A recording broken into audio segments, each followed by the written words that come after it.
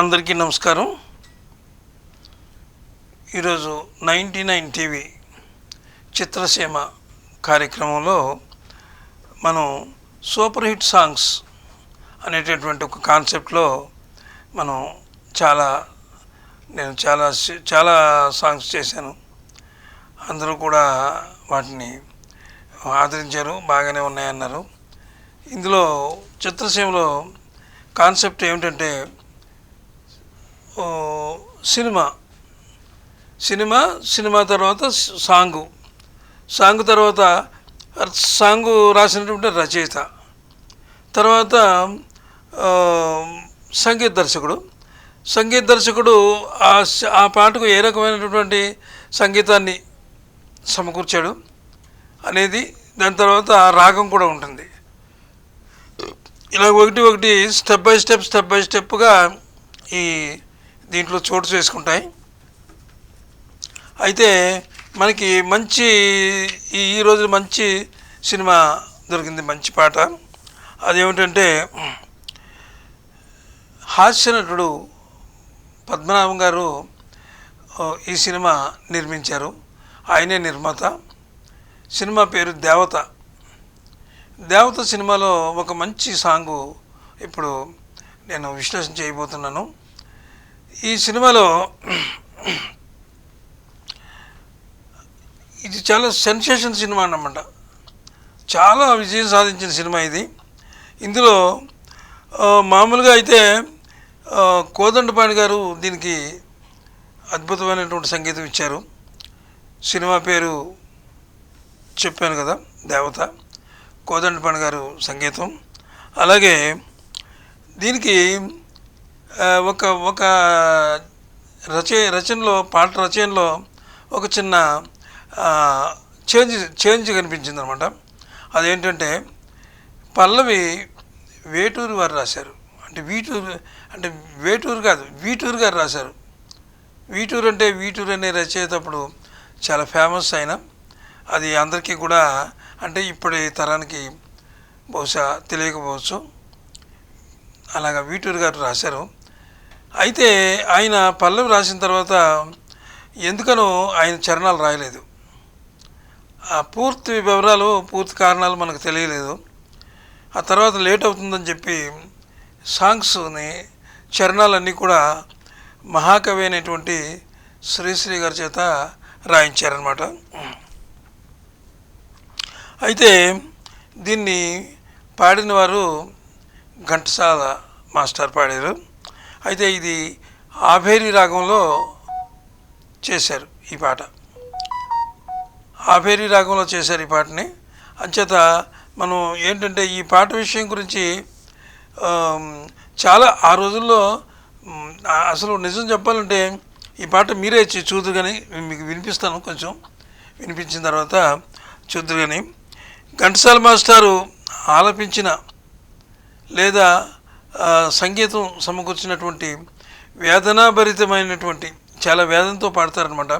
ఇందులో ఎన్టీ రామారావు గారు సీన్లో ఉంటారు, చాలా వేదనగా పాడతారు ఆయన. ఆ వేదనాభరితమైనటువంటి పాటల్లో ఘంటసాల గారికి చాలా చాలా బాగా నచ్చిందట ఈ పాట. అయితే ఇక శ్రీశ్రీ గారు రాయడం విషయానికి వస్తే ఆయన చాలా బరువుగా రాశారనమాట. బరువుగా అంటే అద్భుతమైనటువంటి పదాలతో రాశారు. అలాగే మన ప్రేక్షకులను కూడా, వాళ్ళ గుండెలు కూడా చాలా బరువెక్కిపోయినాయి అనమాట ఈ పాటకి. అంటే ట్యూన్ ఇస్తారు కదా, ట్యూన్ ఇవ్వాలి దీనికి, పాటకి ట్యూన్ ఇస్తారు. ఆ ట్యూను ఎవరు ఇచ్చారంటే మరి అంటే కోదండపాణి గారు. ఆయన్ని సాధారణంగా చాలామంది ఏమంటారంటే ఆయన మెలోడీ కింగ్ అంటారు ఆయన్ని. ఆయన పాటలన్నీ కూడా మెలోడీలు చాలా అద్భుతంగా ఉంటాయి. కోదండపాణి గారు దీనికి ఒక ట్యూన్ ఇచ్చారు. అంటే ట్యూను అనేది ముందిస్తారు. అంటే పాటలో చాలా రకాలు ఉంటాయి. ఇందులో సాకి ఉంటుంది, తర్వాత పల్లవి ఉంటుంది, అనుపల్లవి ఉంటుంది, అలాగే చరణాలు ఉంటాయి. అలాగా దీనికి సాకి ఆయన రాశారని మనం అనుకున్నాం కదా. వీటూరు వారు ముందు రాశారు తర్వాత చరణాలేమో శ్రీశ్రీ గారు రాశారు. అయితే ఈ పాటకి ఎలా ఇచ్చారంటే ట్యూన్ చెప్తాను ముందు, తర్వాత నేను పాట వినిపిస్తాను. నన్న నన్న నన్న నన్న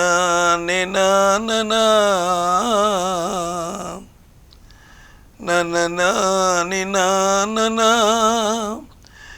నన్న అని ట్యూన్ ఇచ్చారు. దీనికి ట్యూన్ ఇచ్చేటప్పుడు ఏం జరిగిందంటే, ఇక్కడ ఈ సినిమా గురించి మనం హాస్యనటులు పద్మనాభం గారి సినిమా అన్నాం కదా, అది ఆయనకి తొలి చిత్రం అన్నమాట. అలాగే మరి ఇందులో నటీనటులు విశ్వవిఖ్యాత నట సార్వభౌమ డాక్టర్ ఎన్టీ రామారావు గారు, అలాగే మహానటి సావిత్రి, హేమాహేమీలు అందరూ ఉన్నారనమాట.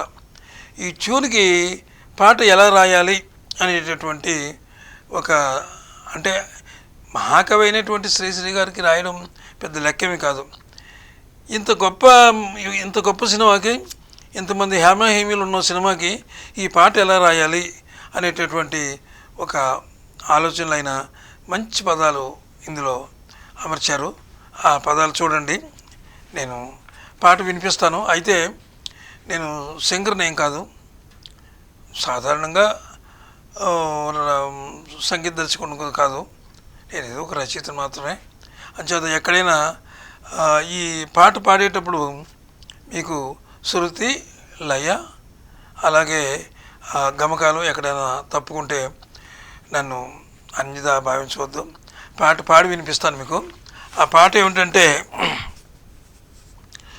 బ్రతుకంత బాధగా కలలోని గాథగా కన్నీటి ధారగా కరగిపోయే, బ్రతుకంత బాధగా కలలోని గాథగా కన్నీటి ధారగా కరగిపోయే. ఇది ఆయన రాసినటువంటి పల్లవి. ఇక చరణానికి వస్తే, ఈ పల్లవిలోనే కూడా ఇంకొక చిన్నది సెంటెన్స్ ఉంది. తలచేది జరుగదు, జరిగేది తెలియదు, తలచేది జరుగదు అంటే తలచేది. ఇక్కడ మొత్తం ఈ పాటలోనే ఆయన రాసిందంతా ఈ పాటలోనే చూపించేశారు శ్రీశ్రీ గారు. ట్యూన్ కూడా అలాగే ఉంది. తలచేది జరుగదు, జరిగేది తెలియదు. అక్కడి నుంచి చరణం. బొమ్మను చేసి ప్రాణము పోసి ఆడేవు నీకిది వేడుక, బొమ్మను చేసి ప్రాణము పోసి ఆడేవు నీకిది వేడుక, గారడి చేసి గుండెను కోసి నవ్వేవు ఈ వింత చాలిక, బొమ్మను చేసి ప్రాణము పోసి ఆడేవు నీకిది వేడుక. అది ఒక చరణం. రెండో చరణం. అందాలు సృష్టించినావు, అందాలు సృష్టించినావు దయతో నీవు, అందాలు సృష్టించినావు దయతో నీవు, నీ చేతితో నీవే తుడిచేవులే, అందాలు సృష్టించినావు దయతో నీవు, నీ చేతితో నీవే తుడిచేవులే, దీపాలు నీవే వెలిగించినావే, దీపాలు నీవే వెలిగించినావే, గాఢాంధకారాన విడిచేవులే, దీపాలు నీవే వెలిగించినావే, గాఢాంధకారాన విడిచేవులే. కొండంత ఆశ అడియాస చేసి, కొండంత ఆశ అడియాస చేసి, పాతాళలోకాన త్రోసేవులే. బొమ్మను చేసి ప్రాణము పోసి ఆడేవు నీకిది వేడుక, గారడి చేసి గుండెను కోసి నవ్వేవు ఈ వింత చాలిక. బొమ్మను చేసి ప్రాణము పోసి, ఈ విధంగా చరణాలు ఉన్నాయి. ఇక్కడెక్కడైనా శృతిలు అయ్యా ఎక్కడైనా తప్పుకుంటే అన్యదా భావించవద్దు. నేను పాట పాడి వినిపించే ప్రయత్నం మాత్రమే చేశాను. మరి అంటే ఇందులో ఈ పాట గురించి చాలా శ్రమ, అంటే అసలు ఫస్ట్లోనే ఈ సినిమా బిగినింగ్లోనే ఆయన ఏం చేశారంటే పద్మనాభం గారు, ఇదొక విచిత్రంగా ఉంటుంది ఈ విషయం. మహానటి గారి దగ్గరికి వెళ్ళి, అమ్మా నేను సినిమా అదే తీస్తున్నాను నేను, మరి మీ డేట్స్ కావాలి అని ఆమెను అడిగారట. అడిగితే అంటే మహానటి కదా, పద్మనాభం గారి సినిమా తీయడం ఏంటి, అదేమో నేను నటించడం ఏంటి, ఇది కొత్త సినిమా, నేను చాలా ఫామ్లో ఉన్నాను కదా, మహానటిని కదా, ఇది ఎలాగ ఉంటుంది, ఇది ఏదైనా ఫెయిల్యూర్ అయితే నాకేమైనా కెరీర్కి దెబ్బ పడుతుందా అనేటటువంటి ఆలోచన మహానటి ఆలోచించారట. నేను చెప్తాను తర్వాత అని అన్నారట. అది కాదమ్మా, మీరు చెప్పడం కాదు, ఎన్టీఆర్ గారు కూడా డేట్స్ ఇచ్చేశారు, ఇంకా మీరు డేట్స్ ఇవ్వడమే తరువాయి, సినిమా నేను స్టార్ట్ చేసుకుంటాను అని చెప్పారంట. అంటే ఇక్కడ అబద్ధం చెప్పారనమాట ఆయన. ఎన్టీఆర్ గారు డేట్స్ ఇచ్చారని చెప్తేనే కానీ సావిత్రి గారు ఎవరైనా ఆయనకు తెలుసు, ఆయన డేట్స్ ఇచ్చేశారు కాబట్టి మరి మీరు తప్పకుండా ఇవ్వాలంటే, ఎన్టీఆర్ గారు డేట్స్ ఇచ్చారా, సరే అయితే ఓకే ప్రొసీడ్ అవ్వండి అని ఆవిడ గ్రీన్ సిగ్నల్ ఇచ్చి డేట్స్ అయ్యి తర్వాత చూసుకున్నారు. ఇక్కడికి వచ్చి ఎన్టీఆర్ గారి దగ్గరికి వచ్చి ఇలాగా, అన్నగారు నేను ఇలా చేయదలుచుకున్నానంటే, అది ఆయన ఎలా అంటారంటే ఆయన విషయం చాలా నెమ్మదిగా చెప్తారు.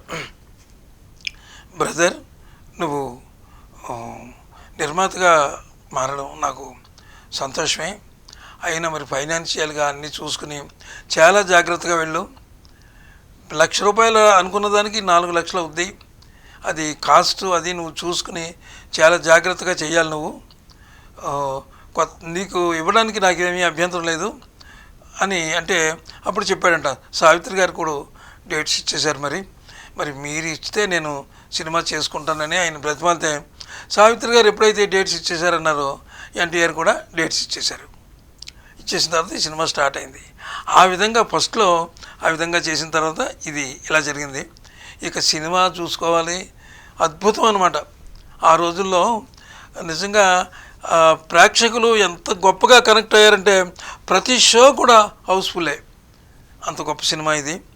ఈ సినిమా గురించి ఇవాళ మనం మాట్లాడుకున్నాం. సరే, రేపు ఒక మంచి సినిమా గురించి మళ్ళీ మనం ముచ్చరించుకుందాం. మరి సెలవు, నమస్తే.